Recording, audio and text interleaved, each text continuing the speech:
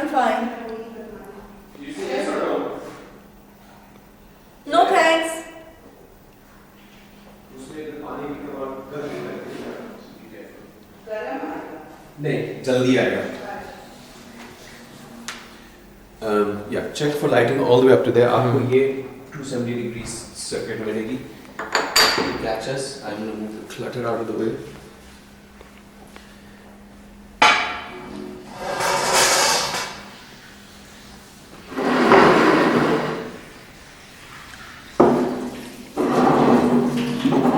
Yeah. We can be slightly closer.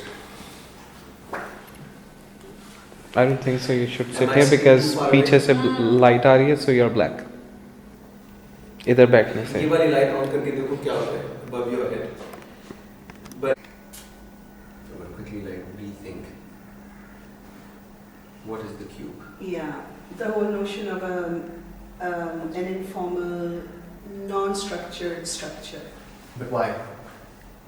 Because structure has too many constraints in it. It has its strengths, but then it has limitations. And I think because different people have different limitations of schedule, monetary, constraints.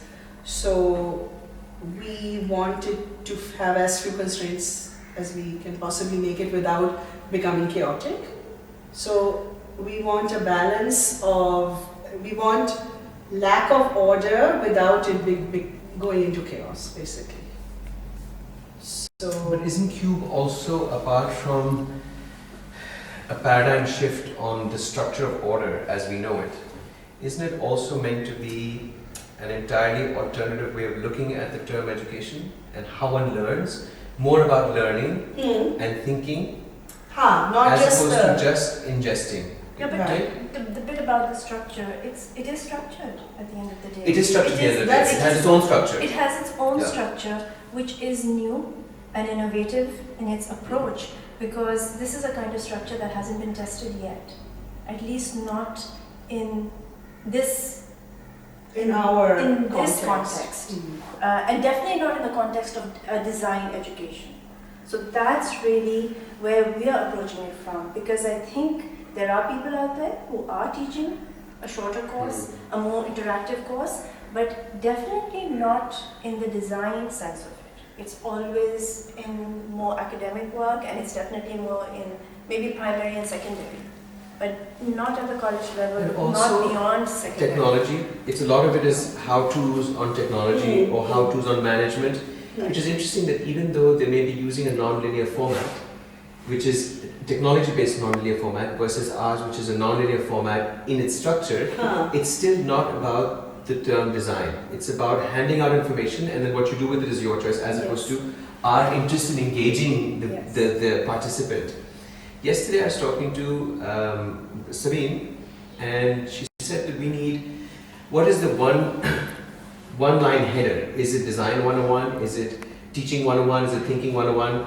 And I said, you know what? It's design culture.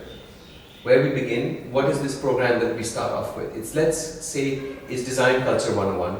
And the 102 will be the SketchUp people. The 103 will be the structure people. The 104 will be the whatever else other plugins that we will have once we've set the basic essence alive.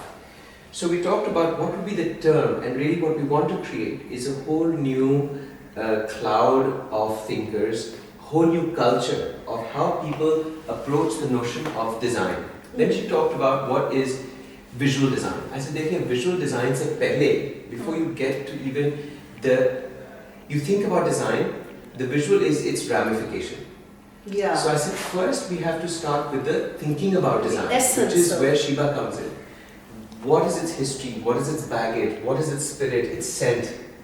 Once you understand the sort of the je ne sais quoi of design, then we can start talking about how to build it. Here everybody's saying, we've thought about design and it magically appears. It doesn't magically appear. I think it needs to go through this rigorous rhetoric this of history. immeasurable thing. It starts with a very immeasurable, spiritual, intangible, right? The history of it. The what is, the why, how come, how did the jadoo happen? Then it comes to a format of somebody else saying, now we've got this, how do we translate it into visuals, right? Now those visuals could be words. That email I received that said, dear sir, nice profile, totally out of line. But that's the knock on my door, which I will say, no thank you, I'm not buying this, right? So the first visual we see before we come to an artistic visual is the written visual. It's a mark on a page. That mark on the page could be a poche. It could be a Helvetica or Arial or curly email text. It could be Urdu. Right? That's your first mark on the page. That we're very comfortable. Language and alphabet we're fairly comfortable with. Then the other. The other. Yeah.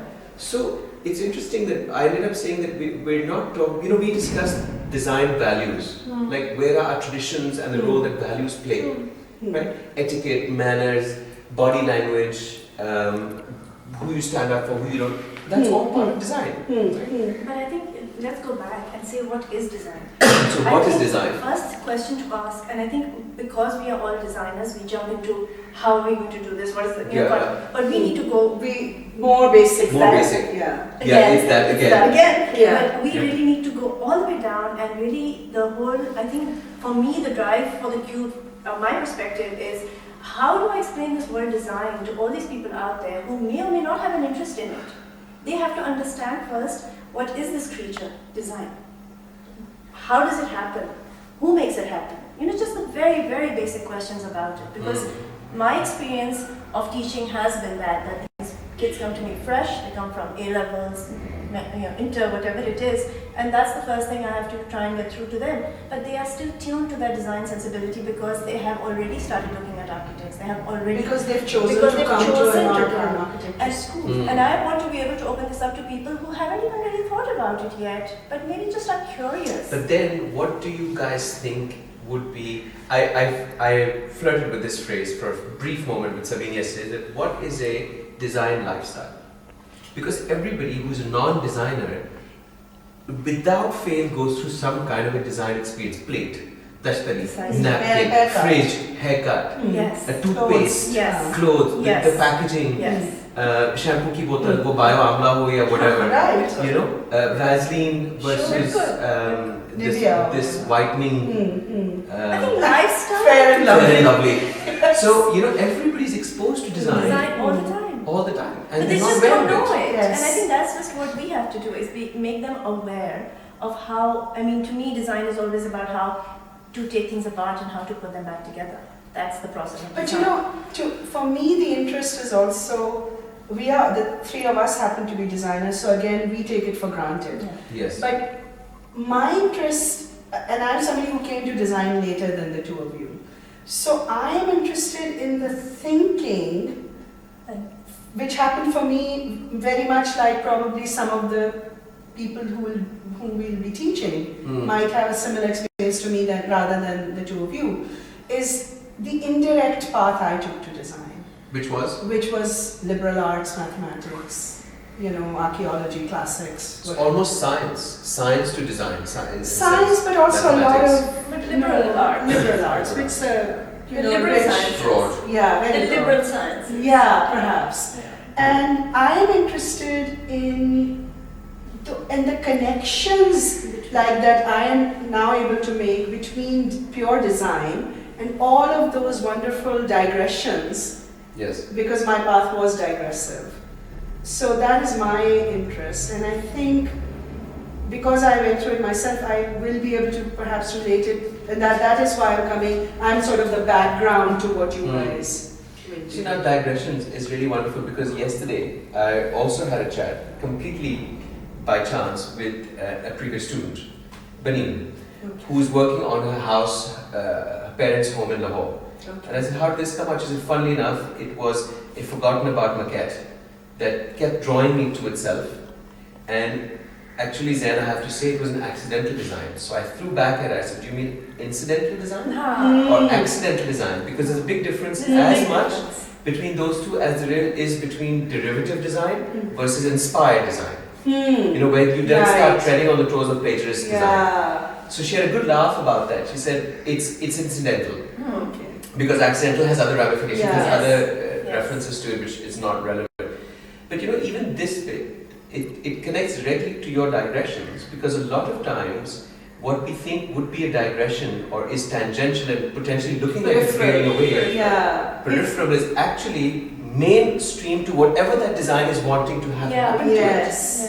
Yeah, it is. You know, and that's something that again to raise awareness to people saying that don't be afraid. Yeah. Design is not just always got to fit a certain mold or format. Or preconceived ideas. Preconceived ideas. Yeah. I think obliterating the preconceived idea that the common man comes to the word design with is our first challenge. And exploring the Yes. boundaries, you see? You Yes. blow that Yeah. apart, Yeah. and then you, like you said earlier, it's about putting things together. So once it's obliterated, we freeze frame in 3D and then say इसको जहाँ से आया वहाँ नहीं जोड़े, इसको आप वहाँ से जोड़े और उसको आप यहाँ जोड़े, and then you will be talking about You redefine the you animal. redefine the animal. And isn't that what we're doing? That's Yeah. totally what we're doing. That So- that is exactly how we are looking at it, and that's how exactly we want other people to see it. But it's definitely that first take it apart and then put it back together. And also- because I think most schools, at least the ones I have seen, are approaching it as let's put it together. It's only an Only. additive. It's only additive, and what I have always felt, and I think that's what all of us are saying, is that first we actually need to take it apart so that they understand ये चीज़ क्या है to begin with, then add it on. Right now what's happening is they've got preconceived notions about everything and more layers are being just added on to that. And before the adding on, I also feel like in most cases, I can't say everywhere, but in most cases it's happening, the putting it together is happening in a predictable way. Yeah. And I think the three of us would like to leave that as an open-ended thing. Like when you start off, you don't know what you end up with. And that is the excitement of the learning, I is have that it's another not entirely question. predictable. Would you label it predictable, predictive, or prescriptive? Okay, not prescriptive. See, I think it's worse Oh, than predictive. yeah, I I think it is think You mean, prescriptive. no, you mean elsewhere. I think Prescriptive. elsewhere what's perhaps. happening, Yeah. it's not even predictive. Acha. It's one stage Step worse. even It's worse. prescriptive. Yeah. Oh dear. Having said that, Hmm. if we segue from there, Arno, what we're doing at one level is very similar to what somebody like him did. Hmm.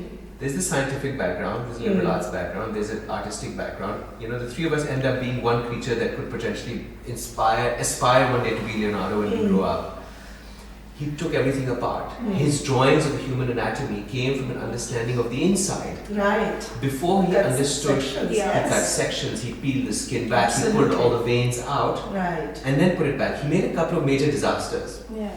that became iconic drawings. Yeah. His drawing of sexual intercourse Yeah. was anatomically totally incorrect. Incorrect. Yes. But that was incorrect because he couldn't actually get the two people together. Yes. You have to imagine what was Yes. happening. Yes. Yes. Separately, he had it all Yeah, the spotted. corpses that he dissected. Phenomenal. The embryo in the womb. The embryo, the womb, the Yeah. corpses. I mean, so in a sense, we're taking that and saying here is the unknown entity we call design. Let's take it apart.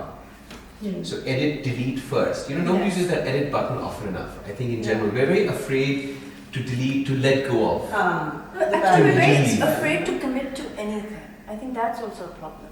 Like, But they're not afraid to commit to adding on layers No, over I the know. top. I think of a Shadi Joda prescription. concept of a prescription. No, of a prescription because that's especially safe and when comfortable within when the you comfort take zone. everything apart and you're completely in a realm you're not familiar with, then automatically the hesitation comes in, and you don't want to commit yourself to anything. Therefore, the edit doesn't happen often enough. But then where is that insecurity being generated? If we then wrap this background to our education system and we are a component in it, somewhere across the generations, there is a cumulative insecurity. Well, yes, look at our schooling system. You know, it's often by rote, and it is a system where, you know, you follow in the footsteps. You know, it used to be 6 A's and now it's 8 A's, and then it became 10 and 12 and 14 and 18, and until somebody gets 23 A's and wow. You know, it's this ridiculous imping or whatever, aping or whatever of whoever's done it well, and you just try to up that. Isn't that an Ustad Shagird mentality? And the 23 A's versus 6 A's is a classic Shadi Joda of education. How when Like you keep really, just when you've achieved enough at 6, why do you need to uber embellish? Yes. Because You know, so that's a Because- funny mindset. the belief is 6 is not enough now. right? So the same with the Yes. shadi toda, na? Yeah. That Six is X not number enough. of quota is The not threshold keeps It's going not- higher and higher. It's not more enough. demanding, Yes. more gold, More, more yeah. lace, more. Yeah. So in all this additive, it's all additive. More लगाओ. आपने नीचे का कुछ हटाया नहीं. So this tower is getting Yes, taller and the taller and icing is taller, just but it's thickening. not structurally sound. No. It's not tapering as obelisks should. Yes. It's just, in fact, I think it's doing the opposite. It's actually It's- mushrooming It's out. mushrooming up Yes. and it's going to crack and crumble, Yeah. which may be a benefit to us. Because we have to get the communication in, right? Yeah. You'll stand outside and do all the communication. It'll be harder than be able to virally enter the mushroom and say, here are your Through the cracks. through the cracks. Yeah. Here are But the I do antibiotics. But I do believe it is easy to do that. I don't think that's difficult. It's very easy to chip away at whatever they come in with. I mean, again, Because of the insecurity. because that's the experience I've had, is that it doesn't take much to turn it around, as long as there is again some kind of structure to what you're doing. There has to be some kind of structure. It has to be more open. It has to accommodate for what they're thinking. Inclusive, very inclusive. But you have to be able to kind of push and then back off and push again and back off again. Because the other thing is giving them independence to think and critique and to self-analyze and self-critique. And I think that is another thing that, at least I think in our existing schools, only but that comfort of being led. Wait, is you know, this Ustad Shakir? Yeah. Or parent-child, until they have that approval from you that what they have done is okay, they don't want to go to the next step. वही तो मैं कहती क्या हो जाएगा गलती कर लोगे ना क्या मतलब worst case. what's the worst thing what could you lose? I think this is a problem because in school, and the only schooling we have known is a schooling that classifies numbers into our Quantitative performance. It's number related, and secondly, there's always the right answer. You see, there's only one answer which is the right answer, and unfortunately, even in something like literature, you've got the one right answer, which is not possible. No. But unfortunately, that is the way we have all been taught, and that is the way that teaching is continuing. And because they are coming from this thinking of there is only one right answer, coming to design school kind of turns everything upside down. Because in design school, there is no one right answer at all. Or they There continue is no to right think answer. that the teacher will have the right And answer. they continue to think that the teacher will have the right answer.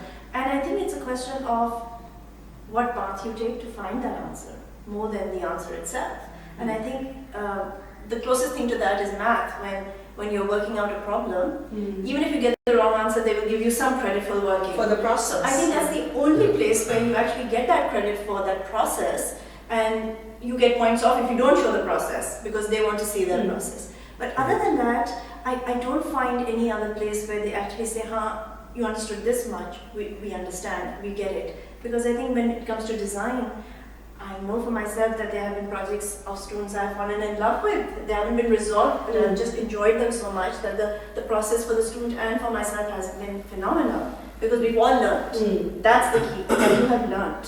And yet there are other projects that have gone by smoothly enough, and yet they've been kind of boring. So because tame and they so haven't safe. challenged me or the student in any way. You guys are talking about student work. We've just taken over a project from very, very senior, well-known architect. And I went on site yesterday. I've been looking at these drawings, but floor plans really tell you so much. As being an interior person primarily, I'm used to seeing things up live, more so than on flat. And it's an unresolved design. Of course. And it's very funny to think, here's somebody whose work I dread to, but I'm having no choice but to judge because I'm taking over the site. And I'm looking at thinking, missing an experience here, I'm almost there. Would have been a great concept, zoning is off. And you think that why is it that this has happened to somebody who's a senior in the industry? At what point has that person's design evolution stopped? Now we are coming in and saying, okay, here's our bar. There's a role model whose projects are going up, multi-million-dollar projects are going up, unresolved. So we could potentially be inculcating or developing a little bit of a design anarchy culture Not entirely Question the status quo. question Yeah. all of this. Challenge. If you get, as we're saying, any Tom, Dick, or Harry, designer, non-designer, any age bracket, any background, any knowledge base, to say, "Okay, not quite sure," intuitively, Intuitive. Yeah. then all of our bars are going to be up for debate. Yeah. The whole, where has all of this been sitting at, is up for debate. One, having said that, if it's going to be this anarchic, can it also be in our inclusive? Is it going to become too communist? That suddenly there'll be this whole culture of people that all start believing that nothing is correct out there? And there are no rules at all. Because there are rules. There are. We believe that. There are Yes. values, there are traditions, there are universal truths. Mm-hmm. That at some point one has to separate. Yes. So it's not totally like anything No, but goes. again, I would Right. go back to what Ventori has said, and if you look at Michelangelo's work, that you cannot break the rules until you know them. You know the rules, absolutely. And so first you have to master them, and then with the confidence you get, like Picasso. He said at 17 I could draw like Raphael, so I had to go beyond and do something else. So it's not ignorance of the rules or the lack of mastery over them, but having the ability to go beyond them. So that is where I think that needs to be inculcated. I think it will be. I think, I believe that all of us have that understanding of the rules. Pretty If anything, sound. I think we can be really pedantic about Yeah, it. really Some- pedantic. Yeah. Yeah. So, But then to that I will also say that we've all been teaching for many, many years, yeah. And I don't see that. I don't see people taking a class with Sheba or myself or you and then saying, "Oh, disregard everything, everything goes down the tube." I don't see that. I don't see them doing that. But I do see maybe a keener sense of questioning. I do feel that over the years, and I know because we have taught for that long, that the students that are coming out now, whether it's because of us or because of media or because of whatever, they are questioning more. I think that is just the way everything is going. I think that is the way the country is going. There is more questioning, and there should be, because I think for a long time there hasn't been enough question. At least in our part of the world. In our part of the world. Yeah. No, I think everywhere. I think Funny enough, I think I agree with Sheba. We've somehow forgotten our questioning ourselves and identity. The Middle East has been gung ho over it the last 20 years, and they're all pushing. India has done it. Somehow, as the gateway to the Orient, we've been slipped. Yeah, Near East to khatam ho gaya, we're the gateway to all this. China has done it. Yes. Yeah. Vietnam has done it. They've all done it. Somehow we've sort of lagged behind and saying, who is our Because we identity? are not really comfortable with who we are. No, I think that debate has happened, but it has gone, instead of going through a proper process, it has slipped too quickly into ethnicity Yes. and historicism. Romanticism of Yes, which is a romantic attitude. So you immediately get, Yes. I'm sorry, the Coyle syndrome. Yeah. Okay? That might be edited out. Yeah, we will edit out. Edit. Concern for identity, but too quickly arrived at some solution which has become too comfortable. We are comfortable with Partially. vernacular, ethnic. Partially, but I think we are uncomfortable with who we are. That's all. We're just uncomfortable. We just can't deal with the fact that our history doesn't start at the Muslims. It goes way back, thousands of years ago to Mohenjo-daro. We can't deal with the dancing girl. We can't deal with all of that. We want to show it कि हाँ है. लेकिन what's our connection to it? Why don't we talk about it? Why don't we trace our history to that? It always starts in The Mughals. Because you see, that is. Who are imperialist marauders? Yeah, and Turks. talking about lifestyle. No. Lifestyle, Yeah, yeah. not the lifestyle I want to talk about. But the fact is that we are not comfortable with who we are. No, And because we I are think not we've in. got. We've got. Masla, You see, Masla. we've been this politically, and in the recent history, we've been a chota bhai to India.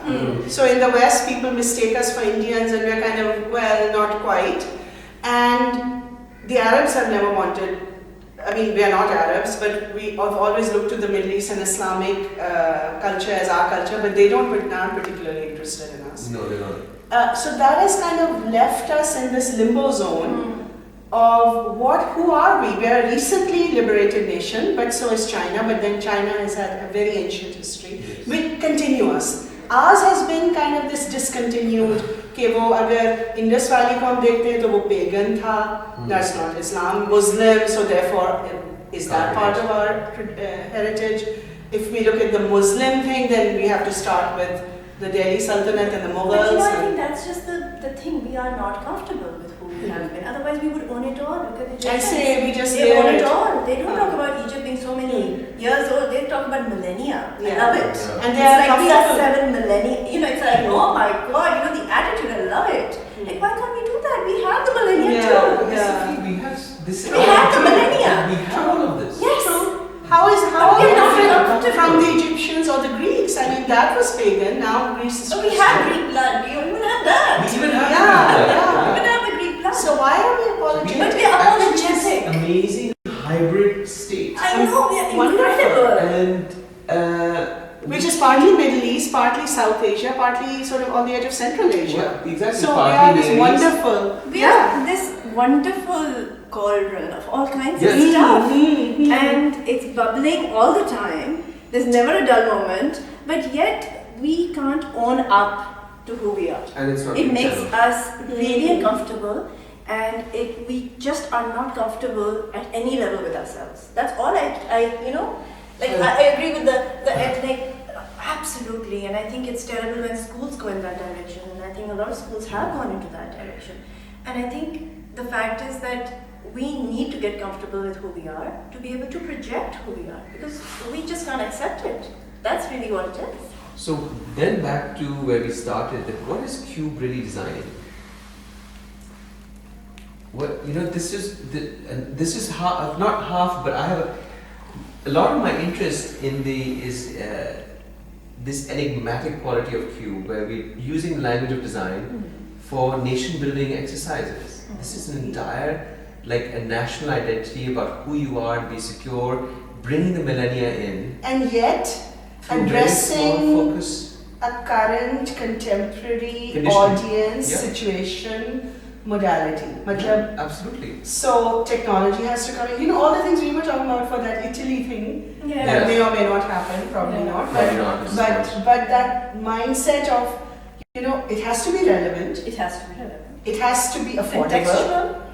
So yes, so the context, relevance to the context, affordability, and again, because we firmly believe in inclusion, therefore accessible to as many people as possible. Whatever we are designing, however we are designing, and the education we give about that designing needs to be democratic, accessible, open, as affordable as possible, and as relevant. It should make sense not only to those who had the education to appreciate the references and so on, but also others. So yeah, I mean, it's not an easy, it's a It's a challenge. lot. It's It's a a lot. lot. But on our I plate. think when I think about the cube and what I would like to see my students do through this is to be able to think and to be able to see. We don't think enough and we don't see enough. And that because we don't think and see, we can't make those connections. Yeah, And I that's think yeah. that's where we are. To me, To put it really simply, yeah. I just want them to think and I want them to see and then I want them to question. To connect. And then to And connect. Yes. So once Yes. they start to think, to see, to connect, to question, that will then start It's going on. automatically, And- we've achieved a lot. And then we've achieved a lot because that's basically what it is. That is why, to me, you know, coming from, as I was saying, I sort of took a detour to design, those connections are very important because often they are not obvious. You know, it's something you studied somewhere, you thought of something you saw somewhere, and it takes to be able to make those connections. It's not going to happen, doesn't happen easily, doesn't happen right away, it takes time to assimilate, but hopefully someday you arrive at it. Yeah. And it is extremely important when it happens. But we are at a point where we have to hopefully someday start them at it. Yes. Right? The process has to begin. Yes. I mean, I understand all of our learning curves are different. You will Yeah. arrive at something at X amount of time from Right. having first been introduced to it. Somebody else may jump on it earlier, a la Picasso. Bilkul. Some of us will never arrive. Bilkul. But Or may the get to other things. or it Yeah. may take them elsewhere. You know, they'll have other Mm. parallel eureka experiences. which I think, I feel like we have a responsibility at our points in our lives to be able to And having start been so fortunate germinate to have had these seeds. yes, We've been very fortunate. yeah, I think we're all keen on sharing ego-free information Bilkul. and hoping that, this is a beginning, right? This is not going to be a quick fix. No. It'll be generations. So with any luck, we're going to build a system, a non-system system that fits all of these requirements that we all share. It's all on the same platform. It's funny enough, we're 3 parts of a cube, which is sort of numerous in and of itself. We should have That, called it a tetrahedron. Yes, and still have the cube logo. Because it is still a tetrahedron. It's a tetrahedron, it's all a cube. So it's, I think that I'm hugely excited about starting this off. And, it may, as we all agree, it may also self-evolve. Yeah. Yeah, it will. Here's how Yeah. it starts. Yeah, as we said, we don't know. See, when We you don't start know. a design, You don't if know. you're open-minded, you You don't don't know know where where it's headed. Yeah, And I feel the same way. We cannot predict. It isn't predictable. it's not predictable. We don't know who the students will be, Yes. and they will keep changing. Not only you see in a I call it normal the schooling that we have now, this education that schools are following now. Your individual students are always new, but the profile of the age It's and always the the same. background is the same. We are working with completely unpredictable variables. So literally from one term to the one block to the next, we don't know. It might be a whole other student profile. So literally it's that kind of excitement of not knowing at all. Yeah, but we could range all the way from a very academic 8 weeks To to very very- political 8 weeks Yes. to a very Each- artistic or poetic. It could be any of them. Yes. And I think the fact that we're all open to it and excited going into the ocean, not knowing what we'll find, Yeah. as underwater life, it's an ecosystem. Yeah. You're sort of like about to start building a whole new parallel education ecosystem, right? Exactly. Where it And I has its think- own relationships with each other. And I think the seeds for this has been there all along in our individual work. But because we've always worked within institutions, so much has not been possible. Yeah. Now we are in control of that because now we can say, okay, whatever restrictions we had, we can just let go of them. We keep And what we now- want, what we think is strong and good. Exactly, And we but do away with it goes back to being a more flexible structure. Because the structure is now flexible, a lot of these things that we couldn't have done before, we can do now. And I think that makes all the difference. Because from year to year, I've always said this, because mine has always been a design studio. The studio takes a certain direction always, depending on whoever's in that batch. If it's a more political batch, if it's a more Yeah. socially minded batch, it does go that way, and I allow for that. And I always check out my outline somewhere in the middle of the semester. It just happens every year, and I don't even know why I write them anymore. And it's great, and I don't regret it. There was a time when I would get frustrated by it, and then I said, why am I getting frustrated? This is better. This is better than coming up with it. Control everything. Because it It's just self-designed. it's just kind It of. has its own life. And now when they ask me for an outline, I'm like, really? Do you think it's going to matter? Because by halfway through, I'm going to be doing something else anyway. And I'm fine with that. But institutions are not necessarily fine with that. And I think that has, for me, always been a problem. After the first few years, I felt it was a problem because if the design studio wants to go in a certain direction, it definitely should. And I think now we will be able to do that, where if there is a particular direction, we will be able to explore it. And I think the other thing that we also, I think, have done in our own ways is that if that project doesn't challenge me, I don't want to do it. That's for the students' project, not mine. If the students' project is not challenging me, I don't want it. If it's still giving me all the information I already have, I don't want it anymore. I want to work on something where I want to get up in the morning and dash to the studio and say, what's new? Yes. Tell me what's new, because I don't know enough about this. And I want that feeling on every single project. If there's 20 of them in class, I want that feeling on every single one that iske baare mein mujhe nahi pata. I have to go home and do my homework so that I know what to tell this student in the morning. I want that feeling constantly. And I feel like that is not possible in a standard design studio environment because the deadlines and whatever. I think in this, maybe we'll be able to do it much better because we will not have those restrictions on us. And we will be able to explore all those hundreds of things that we don't know. But I think I definitely want projects that I know nothing about. See, the